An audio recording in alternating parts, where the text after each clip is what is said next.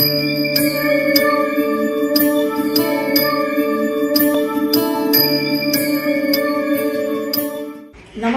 उज्जवल Bharat news में सभी का स्वागत है।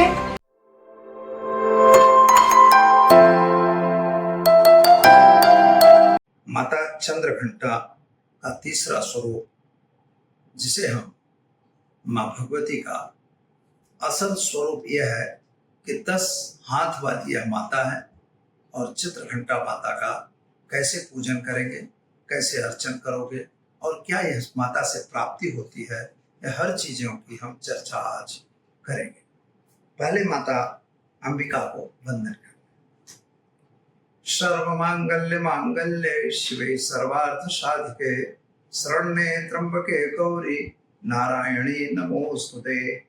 माता नारायणी को वंदन करके और हम जानते हैं कि मां चित्रघंटा का क्या स्वरूप है।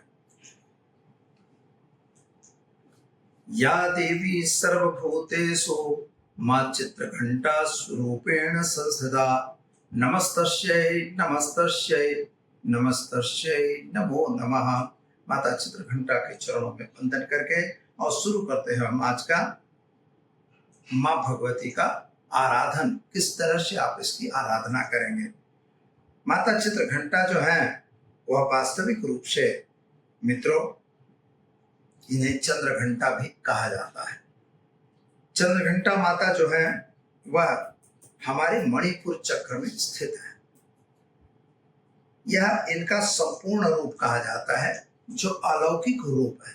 अलौकिक रूप है, स्वर्ण कलर का इनका रंग है और खास तौर पर इनकी एक सुगंध इनके अंदर से आती है। तो इसका अर्थ क्या? इसका अर्थ होता है कि मां भगवती जो है वह वास्तव में 10 हाथ वाली है। कहा जाता है कि 10 विध लक्ष्मी प्राप्ति होती है। 10 विध, 10 हाथ से वह काम करती है, संपूर्ण काम करने वाली है। धर्म अर्थ काम मोक्ष तो हमें प्राप्त ही होता है, लेकिन हमारे अन्य जो कार्य है उनकी भी प्राप्ति हमें मां भगवती की आराधना से होती है। और हमारे जो मूलाधार चक्र से यात्रा शुरू हुई थी वह यात्रा मणिपुर चक्र तक पहुंच चुकी है। और मणिपुर चक्र जो होता है तो दर्शक मित्रों हमारे ज्ञान का जो विकास है, यानी जो हमारा पावर है, वह पावर का एक इंप्रेशन बनता है। पावर हमारा बढ़ता है, एक्सप्रेशन होता है, पावर दिखता है। तो पावर कैसे दिखता है? तो माता भगवती की एक आवाज आती है, घंटार्णव होता है। इनका नाम ही है कि चंद्रघंटा। एक चंद्रमा भी बना है उनके मस्तक पर और एक घंटार्णव होता है, यानी घंट बजता है, आवाज आती है, जो एक विचित्र आवाज है। आवाज कैसी है कि जो आवाज शत्रुओं को, दुश्मनों को दूर भगाने के लिए पर्याप्त है। यानी जब मां भगवती की आराधना जो करते हैं उनके इर्द गिर्द जो 6 शत्रु आपके हैं वो आपके पास नहीं आ सकते। तो जैसे 6 शत्रु में है, क्रोध है, लोभ है, मोह है, मत्सर है, और ये जो हमारे पास शत्रु हैं, इन शत्रुओं को दूर करने की ही कृपा मां चित्रघंटा करती है। मित्रों जब शैल था, पत्थर था, जब पत्थर दिल था, पत्थर में जब ब्रह्मचारिणी का स्वरूप आया तो मां भगवती का एक अलग स्वरूप आया, जो तपस्या करके अपनी सिद्धि को प्राप्त किया। और वो सिद्धि जब मां भगवती के पास आती है तो क्या होता है कि वही उनकी स्थिति जो है एक घंटार्णव बनता है। घंटार्णव होता है यानी एक प्रकार की आवाज आती है, एक प्रकार की सुगंधि प्रसरित होती है समाज में। और रंग कैसा है? तो स्वर्ण कलर उनका है। उनके 10 हाथ बताए गए हैं और खड़ग, त्रिशूल, पास और तलवार, ये सभी उनके आयुध हैं। और वास्तविक रूप से जो विकास की एक पर्यायवाची है। हमें विकास करना है तो क्या करना है? काम करना है, सब जगह अपने कार्य को रत रहना है, 10 दिशाओं में हमें विजय प्राप्त करनी है। इसलिए माता के 10 हाथ बताए गए।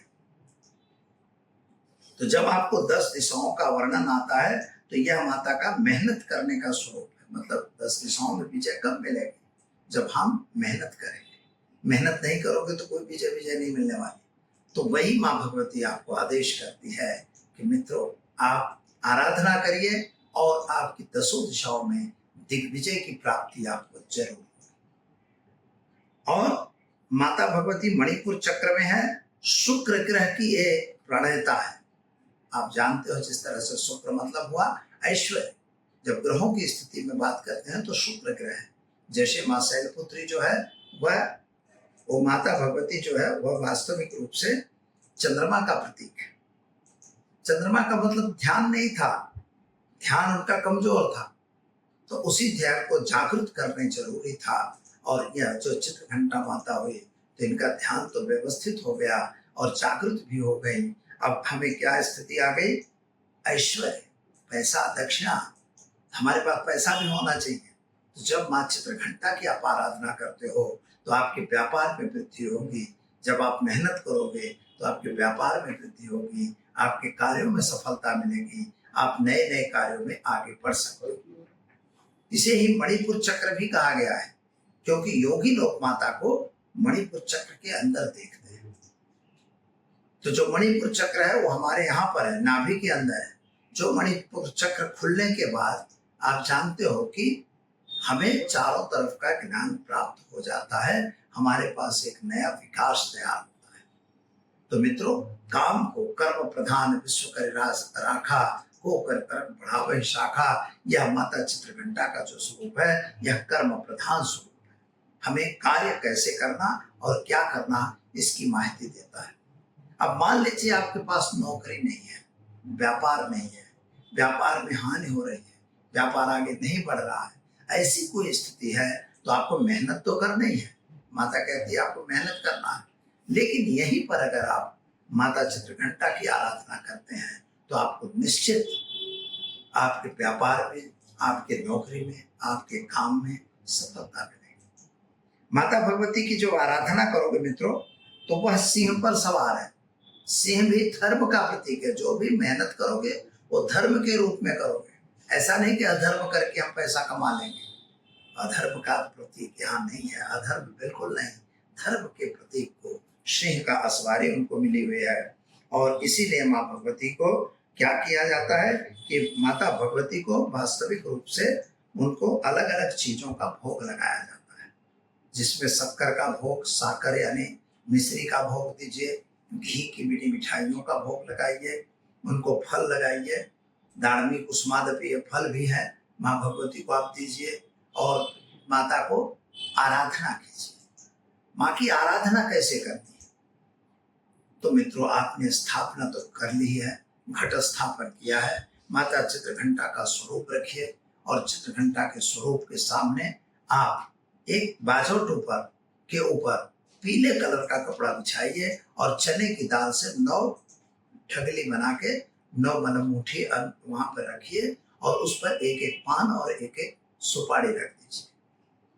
उस पर 2-2 इलायची और 2-2 लौंग जरूर रखिएगा और एक एक मिठाई पीले कलर की रखना है। और फल भी एक फल इनफ हो गया, रख दीजिए। और माँ भगवती के मंत्रों का जाप करना है पीले रंग के आसन पर बैठ के। बस ओम ऐं ह्रीं क्लीं चंद्रघंटा देव्यै नमः। नॉर्मल मंत्र है ओम ऐं ह्रीं क्लीं चंद्रघंटा देव्यै नमः। बस इस मंत्र की आपको माला करनी है। 9 माला करिए, 11 माला करिए, 21 माला करिए, आपके पास जितना समय है उतना करिए। ये सभी मालाएं आपको करते रहना है और व्यापार में देखना है कि कैसी बरकत होती है। रात की पूजा कीजिए, पूजा करने के बाद उनकी आरती उतारिए। आरती के बाद मित्रों उसकी क्षमा याचना जरूरी होती है और क्षमा याचना के बाद आप धूप दीप नैवेद्य जो कहा गया है तो आप माँ भगवती को दूध से बनी हुई मिठाई का भी नैवेद्य धराया जाता है। वह नैवेद्य उनको बताइए और नाभ्या आशीतम श्रेष्ठत्व पद्भ्याम हमेशा सोचता था लोकान कल्पयन्ना। माता भगवती को प्रार्थना करिए। पीले पुष्पों से पूजन करना है, याद रखिएगा, पीले पुष्पों से माँ भगवती का पूजन आज करना होगा। और ऐसा अगर आप करते हैं तो आपको निश्चित आपके व्यापार स्थान में सफलता मिलेगी। यह 9 दिन करने के बाद घी, गूगल, जौ और तेल मिलाकर आपको माँ भगवती की की आहुति भी देनी जरूरी है। ऐसा करने से माता प्रसन्न होती है और आपकी हर मनोकामनाएं पूर्ण करती है। मित्रों, एक बात याद रखिएगा, श्री सूक्त के मंत्रों से माता का पूजन किया जाता है। ओम हिरण्यवर्णाम हरणिम सुवर्ण रजत सृजाम चंद्राम हिरण्मयीं दक्षिण जात वेदुम मावह, इस तरह से 16 मंत्र हैं। उन्हीं मंत्रों से उनका पूजन किया जाता है। और इन्हीं मंत्रों की भी अगर घित से रोज आहुति आप देते हैं तब भी आपके घर में अखुट लक्ष्मी प्राप्त रहेगी। ऐसे माता का आशीर्वाद आप पर जरूर बना रहेगा। तो दर्शक मित्रों, आपके भी कोई सवाल है, कोई समस्या है तो आप जरूर हमको पूछ सकते हैं। हम आपको उसका उत्तर देने का प्रयत्न जरूर करेंगे। तो दीजिए मुझे इजाजत, मिलेंगे कल नए विषय के साथ। आप सभी का माँ चित्रघंटा अथवा माँ चंद्रघंटा कल्याण करें, यही हमारी प्रार्थना।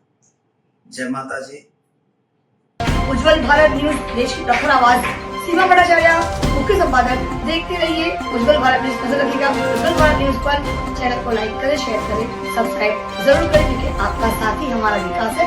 सबका साथ, सबका विकास, सबका विश्वास, अंत में सबका प्रयास। नमस्कार, धन्यवाद। भारत माता की जय। जय हिंद, जय जय गरवी गुजरात। नमस्कार।